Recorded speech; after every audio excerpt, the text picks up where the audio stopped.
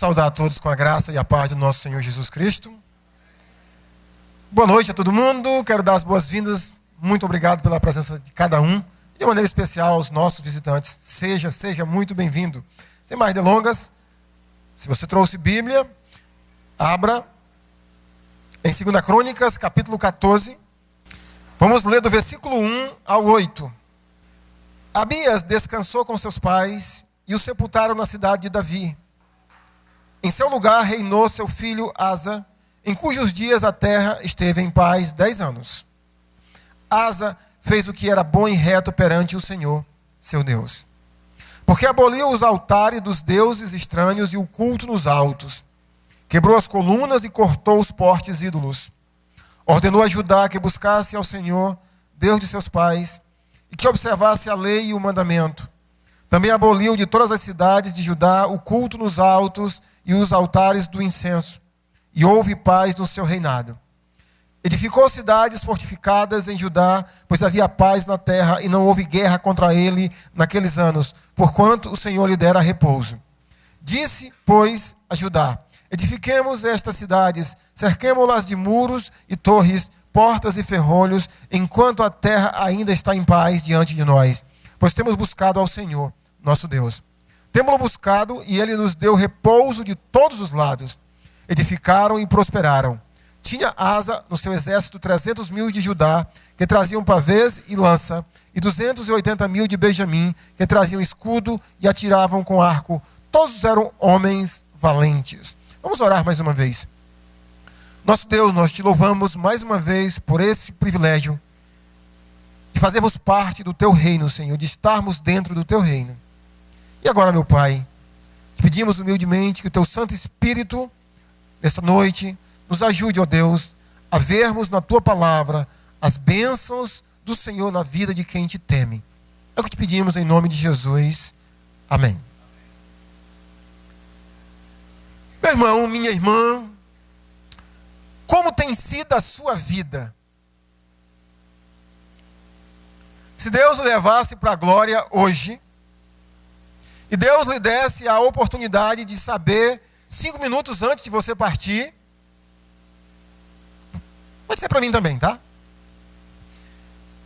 E pedisse para você fazer um relato da sua vida, do período quando você aceitou a Cristo, até o momento que você está indo para a glória, para a eternidade. Como é que você descreveria a sua vida durante esse período? Boa? Ruim? Como é que foi esse período do reinado de Cristo na sua vida?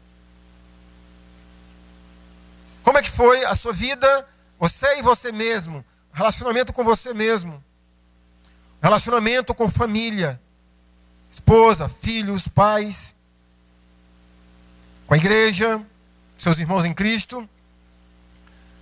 Como é que foi? Como é que está sendo a sua vida?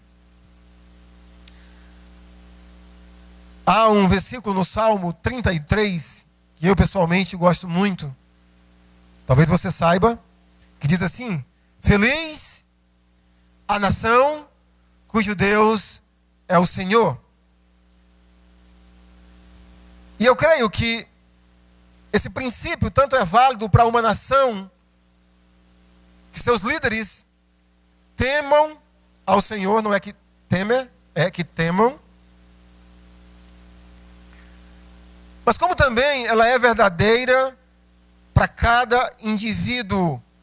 Nós poderíamos parafrasear o Salmo 33, 12, no lugar de colocar: feliz a nação, feliz a pessoa cujo Deus é o Senhor. Mas o que isso significa? O que é ter Deus como Senhor? O que é que uma nação tem que ter para ter Deus como Senhor? Ou um indivíduo? Essa história que nós acabamos de ler, pelo menos parte do resumo do reinado do rei Asa, ilustra com perfeição o Salmo 33, versículo 12. Nós temos aqui a história do rei Asa. E o cronista, irmãos, atrela as bênçãos de Deus no reinado dele, no país dele, o cronista atrela a sua obediência ao Senhor e a sua influência de fazer com que outras pessoas, por meio do seu exemplo e das suas ordens, também pudessem, naturalmente, temer e andar com o Senhor. Ainda no versículo 1, o cronista diz que no reinado de Asa teve paz por um período de 10 anos. O rei Asa, que é normal de todos os reis, ou de qualquer governante, quando assume uma nação, ele tem as suas prioridades. E Asa, quando assumiu, ele tinha as suas prioridades. Então, o rei Asa, ele liderou a nação de Judá numa reforma espiritual. Asa, ele é o 5º rei da dinastia de Davi. Davi, me ajudem aí, Davi, depois Salomão, depois Roboão, depois Abias, Asa é o 5º rei. E num período de tempo não tão longo, se nós compararmos o reinado de Davi, como que estava a nação no sentido de integridade com Deus, e olhamos os dias de Asa, a nação estava virada de cabeça para baixo. Asa então liderou, meus irmãos, essa reforma. Diz que no versículo 2 que ele fez o que era bom e reto perante o Senhor, seu Deus. Mas o que foi que ele fez?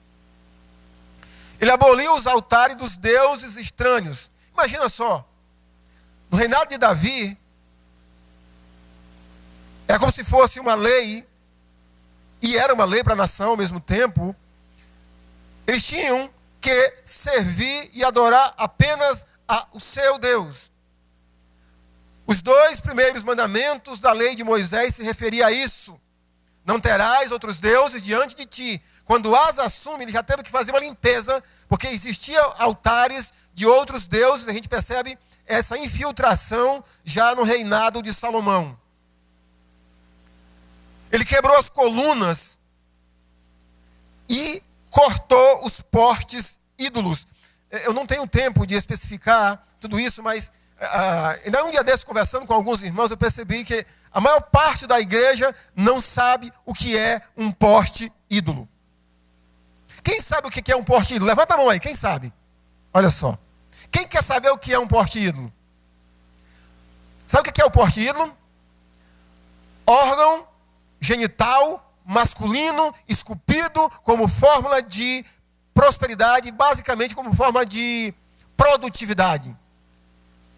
E basicamente aliado a isso estavam as prostitutas ou prostitutos cultuais. Tudo isso estava em Judá, na terra a quem o Senhor escolheu. E no povo a quem o Senhor escolheu. Então ele teve que tirar tudo isso. Ordenou que Judá buscasse ao Senhor, Deus de seus pais, e que observasse a lei e o mandamento. Também aboliu de todas as cidades de Judá o culto nos altos e altares do incenso. Então, ele fez uma reforma espiritual. Porque durante aqueles anos que antecederam até o seu reinado, a nação havia se enchido de coisas abomináveis aos olhos do Senhor. Permita, meu irmão, já dar uma paradinha para a gente fazer uma primeira aplicação dessa história em nossas vidas. A vida da gente também não é tão diferente de Judá, de Israel. Periodicamente nós precisamos dar uma parada, fazer uma reflexão, porque muita coisa já tem entrado no templo do Senhor, que não é para fazer parte. Amém? Concorda comigo? É incrível. Esse período em Rio Branco tem muita poeira. E quase todos os dias eu vejo a minha esposa reclamando. Gente, eu limpei esse móvel hoje. Já está cheio de poeira. Também é assim lá, irmã Rose? A vida espiritual da gente também não é diferente. O pecado, de todas as formas, ele se infiltra na vida de quem colocou Deus como Senhor. A gente precisa parar, como Ezequias teve que parar. Asa, para fazer essa reforma espiritual. para fazer uma limpeza, para que a nação pudesse gozar das bênçãos do Senhor.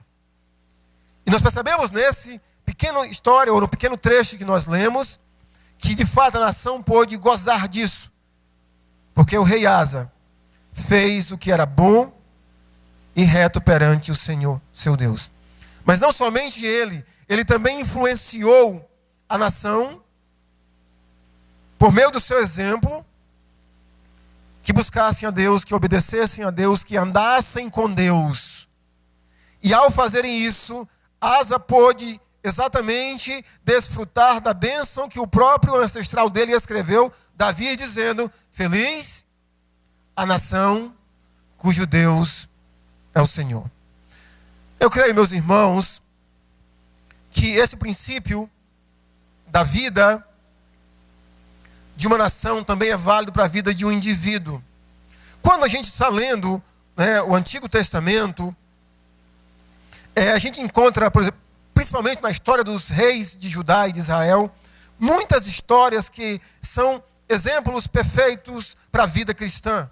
O pastor Marcos gosta de usar uma frase, se não me engano, de Agostinho, que ele dizia assim, que o Novo Testamento explica o Velho Testamento, mas o Velho Testamento, ele esconde o Novo Testamento. Então, essa história é mais ou menos isso. Aqui está escondido dentro dessa pequena história características, uma ilustração da vida cristã. Por isso que eu perguntei, como é que está a sua vida? Como é que tem sido a sua vida?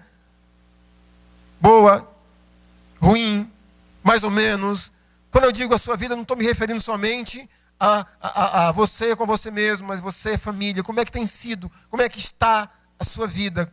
O que você tem recebido de Deus? Essa história, meus queridos irmãos, nos faz refletir sobre características na vida de uma pessoa cristã que obedece a Deus. Se a gente pudesse fazer uma entrevista a cada um de nós, ou perguntasse a cada um de vocês como é que estaria a sua vida, e a gente começasse a ouvir as respostas, talvez nós encontraríamos algumas coisas incongruentes com o que a gente responde, o que tem sido na verdade. Por outro lado, se nos fosse dado o desafio de olhar para a vida de pessoas cristãs e fosse nos dada a história da vida dela, como é que tem sido a vida dela, e nos perguntássemos assim: essa pessoa, será que tem andado com Deus, tem obedecido a Deus? De fato, será que Deus é o Senhor dela? Quais seriam os critérios que nós observaríamos na vida das pessoas, ou até mesmo na nossa própria vida? Será que nós temos andado com o Senhor? Será que nós temos andado obedecendo ao Senhor? De fato, será que a minha vida, a sua vida, denota que Deus é o meu Senhor, é o seu Senhor? Aqui nós temos então, queridos, 3 características muito claras na vida de uma nação, na vida de uma pessoa, de quem anda com Deus. A primeira característica que na vida de uma pessoa que anda com Deus é que ela tem paz. Vou chamar você para olhar comigo quantas vezes o escritor de Crônicas nos chama a atenção sobre isso. Versículo 1, a parte B do verso. Em seu lugar reinou seu filho Asa, em cujos dias a terra esteve em paz. Versículo 5. Também aboliu de todas as cidades de Judá o culto nos altos e nos altares do incenso. E houve o quê? Paz no seu reinado. Versículo 6. Edificou cidades fortificadas em Judá, pois havia paz. Versículo 7. Disse, pois, a Judá: edifiquemos estas cidades, cerquemo-las de muro e torres, portas e ferrolhos, enquanto a terra está em paz. Versículo 8 agora. Capítulo 15, versículo 5. Naqueles tempos, não havia paz, nem para os que saíam, nem para os que entravam, mas muitas perturbações sobre todos os habitantes daquelas terras. Versículo 15 do capítulo 15, a parte final do verso diz: o Senhor lhes deu paz por toda parte.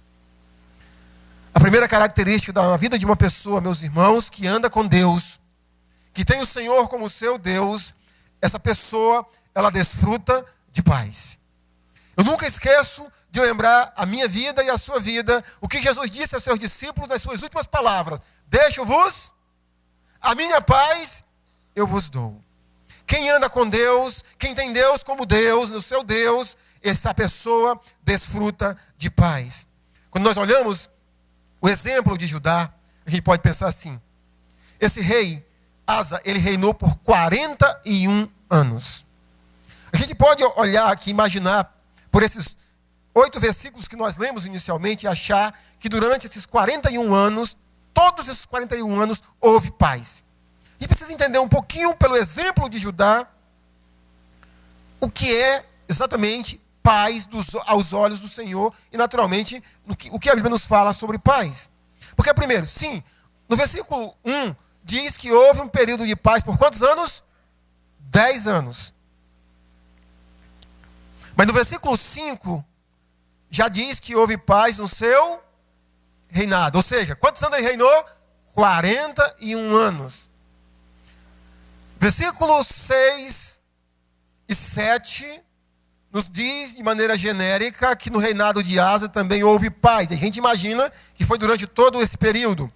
Versículo 5 do capítulo 15 também. Não havia paz nem para os que saíam, nem para os que entravam naquele período, mas perturbações.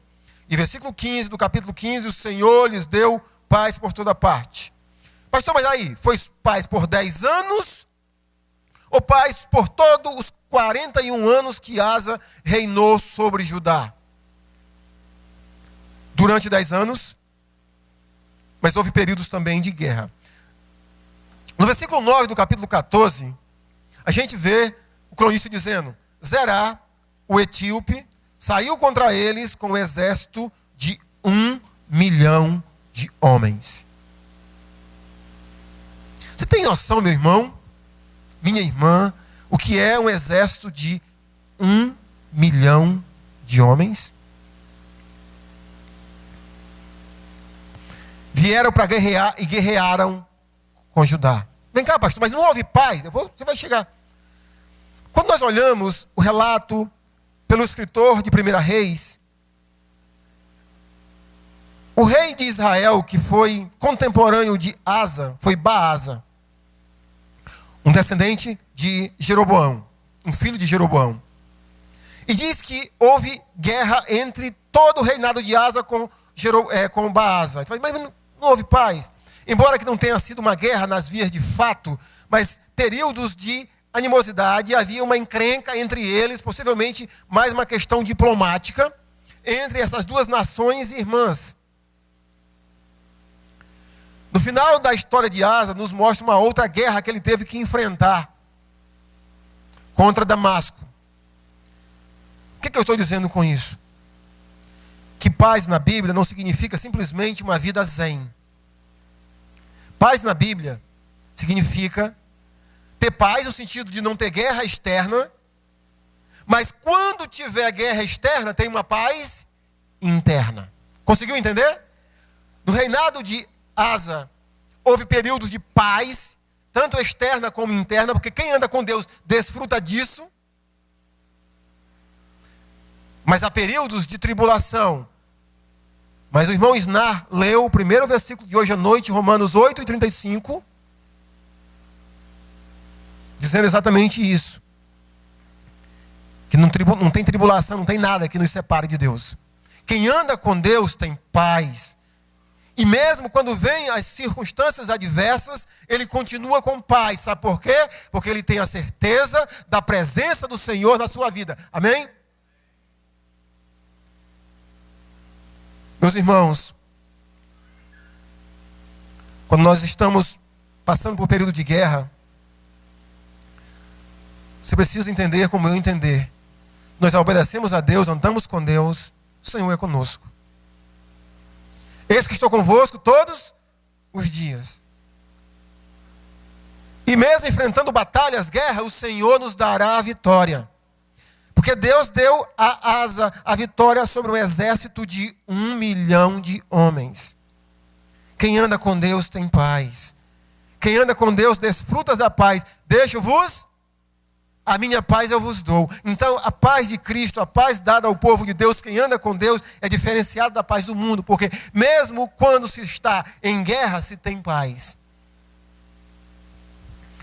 A segunda característica, meus irmãos, na vida de uma pessoa que teme a Deus, nós encontramos essa palavra repetida 2 vezes nessa pequena passagem que lemos. Versículo 6.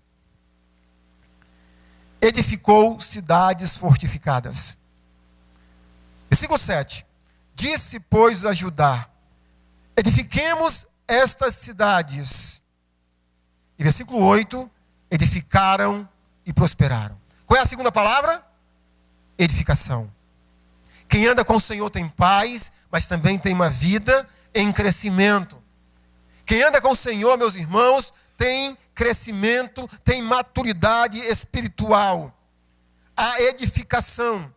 Imagine aqui, busque entender aqui o que o cronista está nos ensinando. Como Judá não enfrentou guerra durante um período de 10 anos inicialmente, depois de um período de mais 15 anos.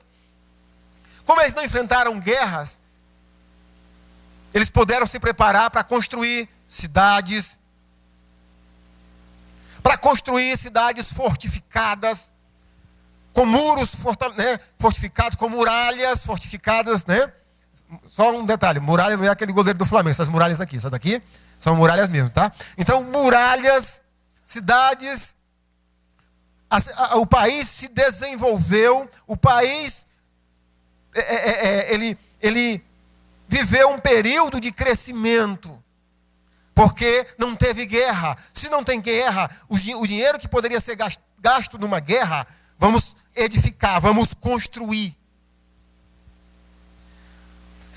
No Novo Testamento, meus irmãos, o que o Novo Testamento nos ensina é a mesma coisa. Quando nós andamos com Deus e desfrutamos de paz, é natural que haja na nossa vida crescimento, maturidade espiritual. Você tem crescido, amadurecido espiritualmente? O que irmãos, está atrelado ao crescimento espiritual do cristão? Tem uma coisa que nunca o Novo Testamento abre mão, de que faz parte da vida de alguém que está em crescimento espiritual ou maturidade espiritual. É o entendimento da palavra do Senhor. Nós pegamos textos como 1 Coríntios, capítulo 3, como Hebreus, capítulo 5, os escritores dessas epístolas nos dizendo que de nenhuma forma se desvincula crescimento, maturidade espiritual, do crescimento intelectual, no sentido de compreender e obedecer a palavra de Deus. Mas há uma outra característica que faz parte de maturidade espiritual, que é uma vida de oração. Pessoas que desfrutam, que têm tempo para Deus, que têm tempo com Deus, que andam com Deus. Crescimento individual. E uma das coisas, irmãos, que a nossa igreja, quando eu digo nossa igreja, a igreja de Cristo de uma maneira geral na terra, eu diria que ela precisa urgentemente, são de pessoas que possam naturalmente desfrutarem de edificação em suas vidas, de crescimento nas suas vidas. O que nós mais temos nas igrejas de Cristo hoje são bebês, eternamente bebês, que nunca crescem. Mas não crescem porque não desfrutam de paz. Não tem como crescer. Mas quando há paz, meus irmãos, e há esse crescimento individual, é natural que quem cresce também faz com que outras pessoas possam crescer. Porque no Novo Testamento nós temos um ensinamento sempre assim: aconselhai-vos uns aos outros, edificai-vos uns aos outros. Onde se tem um cristão maduro e se tem outros em torno dele, aquelas pessoas que estão em torno delas ou deles vão crescer também, porque eles são também vasos, instrumentos de Deus para abençoar a vida de outros irmãos, para que eles possam crescer. Judá experimentou de paz e de edificação porque andou com Deus. E quando eu e você andamos com Deus, iremos desfrutar de paz e de edificação. E a terceira palavra, ou a terceira característica, meus queridos irmãos, na vida de alguém que anda com Deus, se encontra no versículo 8. Prosperidade. Pastor, o senhor frequentou algum culto lá com Edir Macedo? Não. Versículo 8. Edificaram e prosperaram. É natural que uma nação, quando ela não tem guerra, quando ela começa a aquecer a economia, ela vai haver prosperidade. É isso que o autor está nos dizendo, né? Simplesmente isso. Porque o país trabalhou, o país edificou, e é natural que tenha crescimento monetário. Mas para a nossa vida, como é que isso se aplica, irmão? Prosperidade. Eu estou falando de prosperidade, irmãos. E nós temos falado tão pouco. Eu, pessoalmente, tenho falado muito pouco sobre prosperidade na vida do cristão. Queridos, a prosperidade faz parte da vida de um cristão, de alguém que anda com Deus. Você consegue dizer um amém para isso? Faz parte. É natural. Eu queria que você pensasse, em primeiro lugar, sobre prosperidade na vida cristã como sinônimo de uma vida frutífera. O cristão que anda com o Senhor, ele tem paz, ele tem edificação, crescimento, ele vai ter prosperidade, ou seja, ele vai ter uma vida frutífera. Quando nós olhamos inúmeras passagens do Novo Testamento, eu vou citar pelo menos uma, Colossenses 1:10. O apóstolo Paulo falando aos cristãos, orando, pedindo a Deus para que eles possam frutificar em toda boa obra. Não é em algumas, em toda boa obra. O que é, meus irmãos, ter uma vida frutífera espiritualmente falando? De como o Novo Testamento nos ensina sobre uma vida frutífera no sentido espiritual. Existem pelo menos, irmãos, 3 sentidos que nós podemos falar hoje à noite para as nossas vidas. Primeiro, frutificar, em alguns contextos do Novo Testamento, simplesmente são sinônimos de orações respondidas. Quando Jesus Cristo está falando com os apóstolos, em João capítulo 15, versículo 8, ele diz assim, que se eles orassem segundo a vontade do Senhor, Deus atenderia e eles produziriam muitos frutos. Quando eu tenho uma vida de oração, e quando eu oro segundo a vontade do Senhor, e quando o Senhor responde às minhas orações, isso significa que eu estou prosperando, você está frutificando. Há um terceiro sentido, um segundo sentido, melhor dizendo, que o Novo Testamento também nos ensina sobre frutificação. Gálatas 5:22 fala assim, mas o fruto do Espírito. E ali entra, vê se vocês sabem dos 9 frutos do Espírito. Amor, alegria, paz, longanimidade, benignidade, bondade, fidelidade, mansidão, domínio próprio, e eu não sei se nós esquecemos alguma. Não, né? Essas características na vida de um cristão, chamado de o fruto do Espírito, também significa que você e eu, se nós estamos, isso está fluindo das nossas vidas, significa que nós estamos prosperando. Há um outro sentido, irmãos, de frutificar. Uma palavra difícil, mas esse é castigo para mim. Porque tem uma irmã, só um parêntese rapidinho, que ela tem dificuldade de falar palavras com R. E eu fico sempre brincando com ela. Ela vai falar a palavra, por exemplo, frango, ela fala flango. Eu digo, como? Aí hoje estou eu, né? Querendo frutificar. Frutificar. Então, nós temos um terceiro sentido do Novo Testamento, que a Bíblia fala de frutificar como sinônimo de pessoas que abençoam a obra do Senhor financeiramente. Ou seja, quando um cristão se torna disciplinado espiritualmente, quando ele se torna alguém que honra a Deus com as suas finanças, quando ele passa a abençoar a sua igreja, o reino de Deus, por meio das suas finanças, ele também está prosperando. Ele está frutificando. Então, pense também no sentido de prosperar como uma vida frutífera. Mas pense também, meus irmãos, como no sentido material, natural.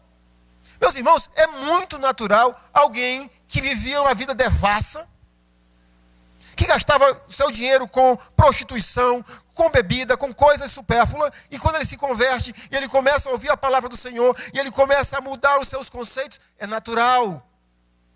É natural que ele passe a prosperar. É natural que se você não dava valor aos estudos e precisa de um emprego e você se converteu e começou a ouvir Paulo dizendo que quem era preguiçoso, deixe de ser preguiçoso, passe a trabalhar. Quem é ladrão, deixe de roubar, trabalhe. É natural que quando você começa a aprender ética financeira, ética de trabalho, ética de relacionamento, disciplina, é natural, é consequência na vida de um cristão que também ele vai prosperar materialmente. É natural. Então nós temos aqui, meus irmãos, 3 características na vida de pessoas que andam com o Senhor, que podem dizer: feliz o homem ou mulher que tem o Senhor como o Senhor da sua vida. E eu quero concluir as minhas palavras nessa noite dizendo que eu tenho 2 desafios nessa noite para todos nós. O primeiro desafio é para quem já está em Cristo. Hoje à noite, irmãos, é um momento específico, é um dia específico para a gente poder fazer essa avaliação que o rei Asa fez no seu reinado, no início do seu reinado.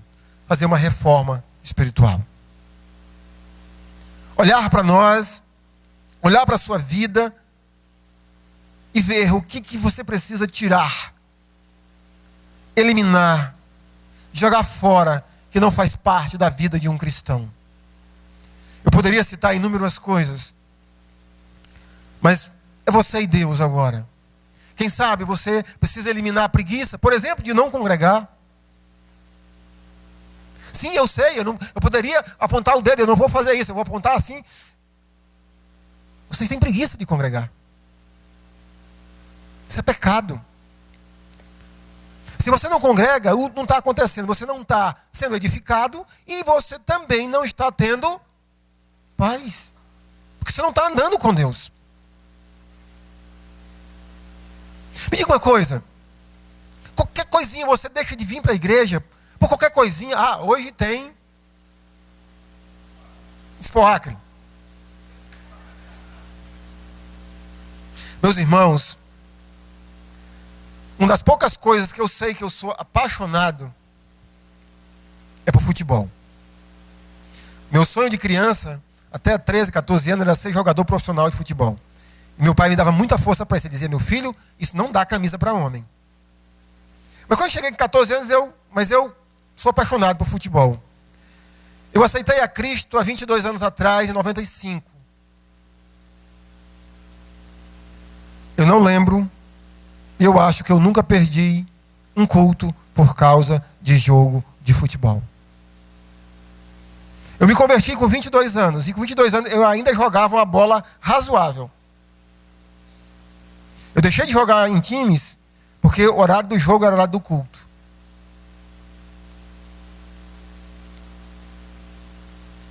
Eu passei a disciplinar coisas que eu preciso colocar aos pés do Senhor. Vida financeira. Os meus ideais, os meus sonhos, colocar aos pés do Senhor. Mas, periodicamente, eu preciso, irmãos, dar essa parada e fazer essa reflexão, esse desafio de coisas que eu preciso estar eliminando, porque o pecado ele é sutil. Você tira, mas depois ele volta. Eu tenho brincado com vocês que o pecado na vida de um cristão parece o Jason da sexta-feira 13. O Jason na sexta-feira 13, lá o personagem mata ele e agora ele morreu. Quando ele surge, como é que ele vem? Mais forte do que ele era antes de ter morrido a vez anterior. O pecado é bem assim. Então a gente precisa trabalhar com persistência. Eu também gosto de comparar o pecado com um câncer. que precisa de tratamento, de radioterapia, quimioterapia, tudo que for de pia para que você possa sobreviver. Então hoje eu quero desafiar a você, a mim, a fazermos uma reforma. Uma reforma espiritual na nossa vida. Para que nós possamos desfrutar de paz, de edificação e naturalmente, de um período de prosperidade nas nossas vidas. A igreja do Senhor precisa disso. Você precisa disso, eu preciso disso. Mas eu também quero desafiar, hoje à noite, pessoas que de repente ainda não tomaram uma decisão de aceitar a Jesus Cristo como Senhor e Salvador. Que você tome essa decisão hoje. Porque quem anda com o Senhor tem esses e outras bênçãos prometidas sobre a vida de quem anda com Cristo. E a primeira coisa para andar com Cristo é tomar a decisão de fazê-lo seu Senhor, seu Salvador. Eu queria ler, para nós concluirmos, o versículo 8 e 9 do capítulo 15, que ilustra com perfeição pessoas que saíram de um lado e foram para o outro. Pessoas que não estavam servindo ou seguindo ao Senhor e passaram e decidiram andar com o Senhor. Versículo 8 do capítulo 15 diz: ouvindo, pois, estas palavras e a profecia do profeta, filho de Oded, cobrou ânimo e lançou as abominações fora de toda a terra de Judá e de Benjamim, como também as cidades que tomara da região montanhosa de Efraim. E renovou o altar do Senhor, que estava diante do pórtico do Senhor. Congregou todo Judá e Benjamim, e também os de Efraim, Manassés e Simeão, que moravam no seu meio, porque muitos de Israel desertaram para ele, vendo que o Senhor, seu Deus, era com ele. O que aconteceu aqui, irmãos? Essa nação dividida de Israel, ficou Israel e Judá. Judá era só Judá e Benjamim. As outras tribos, 10 tribos, era Israel. Mas no reinado de Asa, houve uma transferência enorme de pessoas que saíram de Efraim, de Manassés, e de Simeão, e passaram para o reino de Judá, porque viram que o Senhor estava ali. Hoje à noite eu quero convidar você a tomar essa decisão.